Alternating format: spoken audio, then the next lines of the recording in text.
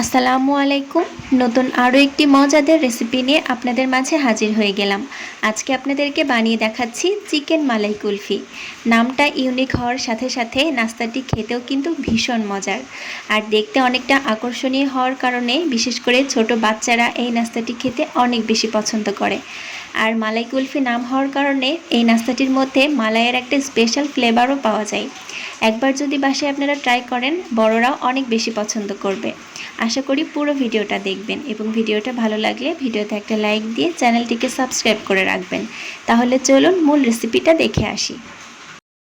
প্রথমেই চুলায় আমি একটা কড়াই নিয়ে নিয়েছি এবং কড়াইটা গরম হয়ে গেলে আমি 2 টেবিল চামচের মতো সয়াবিন তেল দিয়ে দিয়েছি। তেলটা গরম হয়ে যাওয়ার পর দিয়ে দিয়েছি 1 টেবিল চামচ পরিমাণ আদা এবং রসুন বাটা। আদা রসুন বাটাটা কিছুক্ষণ ভেজে নেওয়ার পর আমি দিয়ে দিয়েছি 1 কাপ পরিমাণ আগে থেকে সেদ্ধ করে রাখা চিকেনের ব্রেস্ট পিসটাকে আমি গোলমরিচের গুঁড়া এবং আদা দিয়ে সেদ্ধ করে পরে কাঁটা চামচ দিয়ে এভাবে ছোট ছোট টুকরো করে নিয়েছি। চিকেনটাকে কিছুক্ষণ ভেজে নেওয়ার পর দিয়ে দিয়েছি 1 কাপ পরিমাণ গাজর কুচি। গাজরটাকে আমি গ্রেটারে গ্রেট করে নিয়েছি, আর আপনাদের কাছে যদি গাজরটা না থাকে সেক্ষেত্রে আপনারা স্কিপ করতে পারেন। গাজরের সাথে চিকেনটাকে ভালো করে মিশিয়ে নেওয়ার পর দিয়ে দিচ্ছি 2 টেবিল চামচের মতো পেঁয়াজ কুচি। পেঁয়াজটাকে আমি ছোট ছোট করে কিউব কিউব করে কেটে নিয়েছি। সব কিছু আবারও ভালো করে মিশিয়ে নেওয়ার পর দিয়ে দিচ্ছি স্বাদ মতো লবণ, 1 চা চামচ লাল মরিচের গুঁড়া, 1 চা চামচ পরিমাণ জিরার গুঁড়া দিয়েছি, 1/2 চা চামচ পরিমাণ গোলমরিচের গুঁড়া, 1/2 চা চামচ পরিমাণ চাট মশলা এবং সবশেষে দিয়ে দিচ্ছি 1 প্যাকেট ম্যাগি মশলা। ম্যাগি মশলাটা দিলে এই খাবারের স্বাদটা অনেক বেশি বেড়ে যায়, তাই চেষ্টা করবেন ম্যাগি মশলাটা দেওয়ার জন্য। তবে চাট মশলাটা না থাকলে আপনারা স্কিপ করতে পারেন। সব কিছু ভালো করে মিশিয়ে নেওয়ার পর আমি দিয়ে দিচ্ছি এখানে 1/2 কাপ পরিমাণ ফ্রেশ মালাই। আমি দুধের সরটাকে ব্লেন্ডারে ব্লেন্ড করে নিয়েছি। আপনারা চাইলে বাজার থেকে কিনে আনা ফ্রেশ মালাইটাও ব্যবহার করতে পারেন। মালাইটা দেওয়ার পর খুব ভালো করে মিশিয়ে নিতে হবে। সব কিছু ভালোভাবে মিশিয়ে নেওয়ার পর দিয়ে দিচ্ছি 2-3টা কাঁচামরিচ কুচি।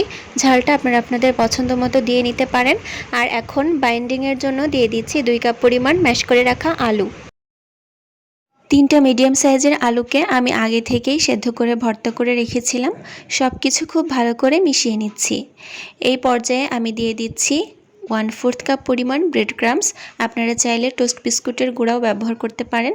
স্বাদের জন্য 1 চা চামচ চিনি ব্যবহার করেছি, চিনিটা দিলে স্বাদটা বেশি আসে। আর দিয়ে দিয়েছি 1/4 কাপ পরিমাণ ধনেপাতা কুচি এবং 2 টেবিল চামচের মতো পুদিনা পাতা কুচি। আপনাদের কাছে যদি পুদিনা পাতা না থাকে সেক্ষেত্রে শুধু ধনেপাতা দিলেও হবে।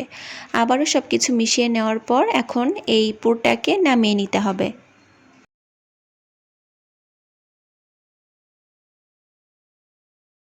চিকেনের পুরটাকে আমি চুলা থেকে নামিয়ে পুরোপুরি ঠান্ডা করে নিয়েছি। আর এখন মালাই কুলফির শেপটা দিয়ে নিব।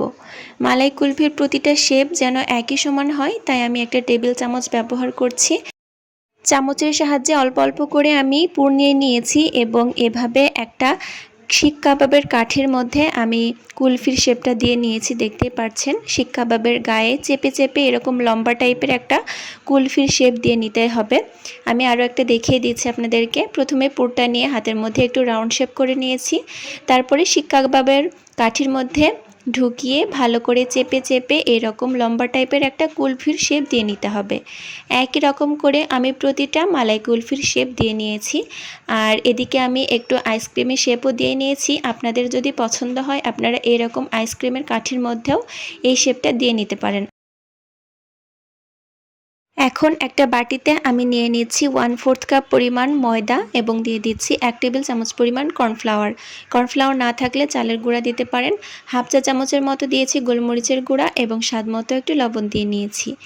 এবার সামান্য একটু পানি দিয়ে আমি একটা লিকুইড ব্যাটার বানিয়ে নিব, যাতে এই ব্যাটারের মধ্যে কোট করে আমি ব্রেড ক্রাম্বসে মালাই কুলফিগুলো গড়িয়ে নিতে পারি। আপনারা চাইলে এখানে ডিম ব্যবহার করতে পারেন কিংবা দুধের মধ্যে ময়দা দিয়েও ব্যবহার করতে পারেন। আমি এভাবে ময়দার ব্যাটারের মধ্যে একটা একটা করে মালাই কুলফি ডুবিয়ে নিচ্ছি এবং ব্রেড ক্রাম্বসে কোট করে নিচ্ছি। দেখতেই পাচ্ছেন। আপনাদের কাছে যদি ব্রেড ক্রাম্বস না থাকে সেক্ষেত্রে টোস্ট কিংবা বিস্কুটের গুঁড়াও ব্যবহার করতে পারেন। এভাবে একই রকম করে প্রতিটা মালাই কুলফি প্রথমে ময়দার ব্যাটারের মধ্যে ডুবিয়ে নিতে হবে, তারপর ব্রেড ক্রাম্বসে খুব ভালো করে কোট করে নিতে হবে। চুলায় আমি আগে থেকে একটা প্যানে তেল গরম করতে দিয়েছিলাম। এবার মিডিয়াম টু লো আঁচে এই মালাই কুলফিগুলোকে তেলের মধ্যে দিয়ে খুব ভালো করে ভেজে নিতে হবে। একটু উল্টে পাল্টে চামচের সাহায্যে তেলটাকে এই মালাই কুলফির উপরে ছড়িয়ে দিতে হবে, এতে করে উপর থেকে অনেক বেশি ক্রিস্পি হবে।